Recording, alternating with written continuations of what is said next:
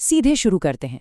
आज हम एक ऐसी कहानी डिकोड करने वाले हैं जिसने बिजनेस के सारे ट्रेडिशनल रूल्स को तोड़ कर रख दिया। Doctor A Velumani.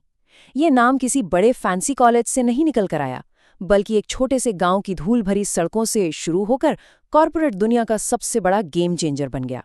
सोचिए जरा, साल 1982 एक नौजवान मुंबई के वीटी स्टेशन पर उतरता है, जेब में सिर्फ 400 रुपए।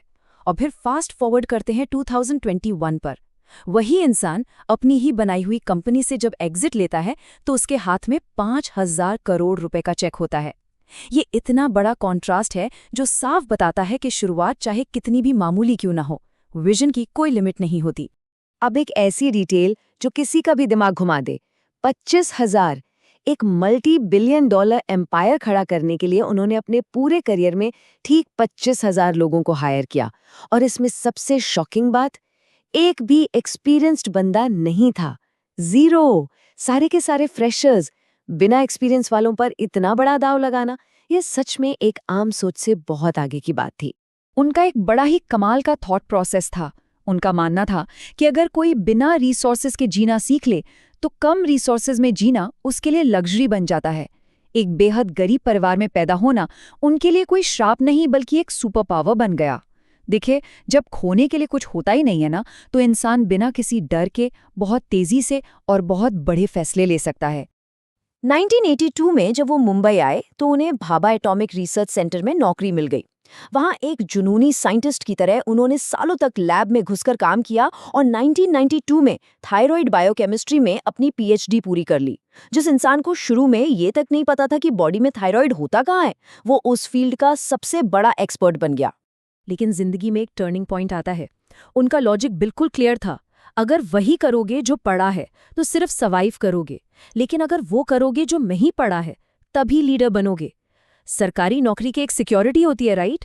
लेकिन कुछ बड़ा, कुछ अलग करने की आग ने उन्हें उस कंफर्ट जोन से बाहर छलांग लगाने पर मजबूर कर दिया। अब नौकरी छोड़ने का मतलब ये नहीं था कि आंख बंद करके कूद गए। कैलकुलेशन देखिए उनकी। उन्होंने अपनी सेविंग्स से 1,00,000 रुपए जमा कर लिए थे। उस वक्त उनके परिवार का महीने का खर्च सिर्फ 5,000 रुपए था। मतलब अगले 40 महीनों तक उनका परिवार पूरी तरह सेफ था। यहाँ एक मास्टर क्लास है। एक सच्चा एंटरप्रेन्योर रिस्क जरूर लेता है, पर वो अपने परिवार को उस रिस्क की आग में नहीं झोंकता। अब इस बिजनेस के कोर फंडा को समझते हैं। उस दौर में लेबोरेटरीज टेस्टिंग रिएजेंट बाहर से इंपोर्ट करती थीं, जो करीब 50 रुपए पर टेस्ट पड़ता था। डॉक्टर वेलुमणि ने यहाँ अपनी पीएचडी वाली नॉलेज लगाई, एकदम साइंटिफिक अप्रोच। उन्होंने वही रिएजेंट इंडिया में अपनी लैब में सिर्फ 30 रुपए में बनाना शुरू कर दिया। ये कोई मैजिक ट्रिक नहीं थी, ये बस एक साइंटिस्ट का डीप और लेजर शार्प फोकस था। बिजनेस को स्केल करने के लिए लोग चाहिए थे, पर हायरिंग को लेके उनका एक बड़ा ही मजेदार पर डीप नजरिया था। वो कहते थे, नौकरी के लिए सबको एक्सपीरियंस चाहिए पर मिलते फ्रेशर्स हैं, और शादी के लिए सबको फ्रेशर्स चाहिए पर मिलता एक्सपीरियंस है। इसी मजाकिया ऑब्जर्वेशन के पीछे एक भयंकर स्ट्रैटेजी छुपी थी। इंडस्ट्री के बड़े बड़े धुरंधर हैरान रह गए जब उन्होंने डिसाइड किया कि वो सिर्फ और सिर्फ फ्रेशर्स को ही हायर करेंगे। हजारों लोगों को हायर करना आसान है, पर उन्हें टिकाए रखना एक अलग ही गेम है। इसके लिए उन्होंने एक रूथलेस पर बहुत ही सॉलिड असेंबली लाइन फ्रेमवर्क बनाया। 4 स्ट्रिक्ट पैरामीटर्स थे। पहला, स्टैमिना, रोज बिना थके काम पर आना। दूसरा, डिसिप्लिन, टाइम का पक्का होना। तीसरा, इंटेलिजेंस, तेजी से चीजें सीखना। और चौथा, फोकस। इस कड़क छलनी से छनने के बाद जो टॉप 10% लोग बचते थे ना, वही उनकी कंपनी के सबसे मजबूत पिलर बने। लीडरशिप पर उनका फंडा बड़ा ही क्लियर और थोड़ा ब्रूटल था। उनका मानना था, अगर तुम अपने एम्प्लॉई से प्यार नहीं करोगे तो तुम्हारा कॉम्पिटिटर करेगा। एक बहुत बड़ी बात है ये। कंपनी ने कभी किसी मैनेजर को बाहर से हायर नहीं किया। जो बच्चे फ्रेशर बनकर आए थे वही अपनी मेहनत से वाइस प्रेसिडेंट जैसी पोस्ट तक पहुंचे।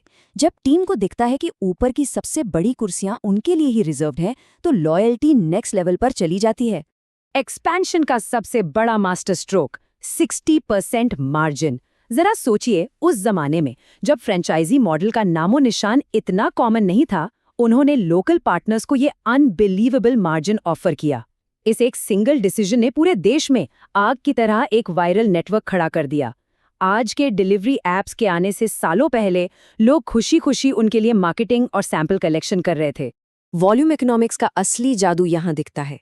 जैसे जैसे मंथली टेस्ट्स की तादाद 100 से बढ़कर 2 लाख तक पहुंची, पर टेस्ट रॉ मटेरियल का कॉस्ट 150 रुपए से सीधे 12 रुपए पर आकर गिर गया। मशीनों को दिन रात 24 घंटे चलाकर उन्होंने कॉस्ट को इतना क्रश कर दिया कि मार्केट में सबसे सस्ता टेस्ट देने के बावजूद कंपनी एक मैसिव 40% प्रॉफिट मार्जिन एंजॉय कर रही थी। माइंड ब्लोइंग है ना? एक और रणनीतिक मास्टर स्ट्रोक था उनका फोकस शिफ्ट करना। उन्होंने डिजीज यानी डेंगू मलेरिया जैसी बीमारियों पर ध्यान नहीं दिया जो एक दो बार में ठीक हो जाती हैं। उसके बजाय उन्होंने टारगेट किया डिसऑर्डर्स को, जैसे थायराइड और डायबिटीज, जिनके लिए जिंदगी भर टेस्टिंग की जरूरत पड़ती है। इसका मतलब क्या हुआ? एक बार जो पेशेंट आया वो प्रैक्टिकली लाइफ टाइम के लिए रिकरिंग कस्टमर बन गया। उनका एक बड़ा फेमस रूल था, मेडिकल फील्ड में कोई तब तक सिरिंज नहीं खोलता जब तक मरीज अपना पर्स नहीं खोलता। इतना बड़ा एम्पायर, पर एक चीज नोटिस करने वाली है, ये सब बिना किसी वेंचर कैपिटल, बिना किसी बैंक लोन के खड़ा किया गया। 100% कस्टमर फंडेड मॉडल। जो पैसा बिजनेस से कमाया वही वापस बिजनेस में डाला। आज की कैश बर्न वाली स्टार्टअप दुनिया में ये स्टोरी किसी अचरज से कम नहीं है। लेकिन सफलता के इस पूरे सफर में एक बेहद दर्दनाक मोड़ आता है। कंपनी हिस्ट्री क्रिएट करने वाली थी, आईपीओ बिल्कुल आने ही वाला था, पर उस आईपीओ से ठीक 50 दिन पहले डॉक्टर वेलुमणि ने पैंक्रियाटिक कैंसर के चलते अपनी पत्नी को खो दिया। वो सिर्फ उनकी लाइफ पार्टनर नहीं थी, वो इस कंपनी की पहली एम्प्लॉय और इस पूरे एम्पायर की सबसे मजबूत रीढ़ की हड्डी थी।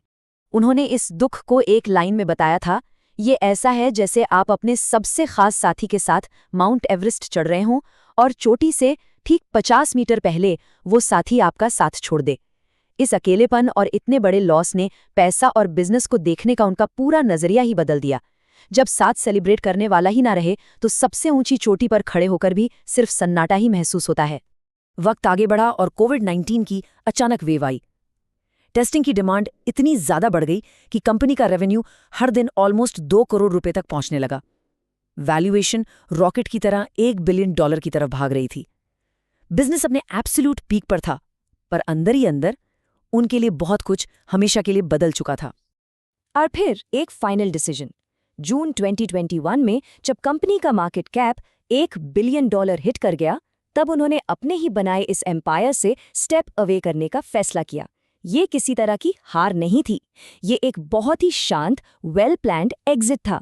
अपना काम, अपना मकसद पूरा करने के बाद उन्होंने अपना फोकस एक नई दिशा में मोड़ दिया, आने वाली नई जनरेशन के एंटरप्रेन्योर्स को गाइड और इंस्पायर करने की तरफ। सक्सेस की असली रियलिटी उनके इस ब्रूटल स्टेटमेंट में झलकती है। उनका कहना था कि आइडियाज ना स्पर्म्स की तरह होते हैं, लाखों करोड़ों होते हैं, पर काम उनमें से सिर्फ एक ही करता है। सिर्फ एक फैंसी आइडिया दिमाग में आना काफी नहीं है। असली गेम उसे ग्राउंड लेवल पे एग्जीक्यूट करना है, मिट्टी में सनकर मेहनत करना और डटे रहना है। एग्जीक्यूशन ही वो इकलौती ताकत है जो जीरो को हीरो बनाती है। इस पूरी कहानी को देखने के बाद एक बड़ा गहरा सवाल जहन में आता है, क्या सच्ची एंटरप्रेन्योरियल आज़ादी तभी मिलती है जब हमारे पास एब्सोल्यूट जीरो हो? डॉक्टर वेलुमणि का ये सफ़र मजबूर करता है सोचने पर कि शायद जब खोने के लिए बिल्कुल कुछ नहीं होता ना, तभी हम बिना डर के सबसे ऊंची उड़ान भर पाते हैं। बस इसी एक सवाल और इस कमाल के थॉट के साथ इस एक्सप्लेनर को यहीं रैप अप करते हैं।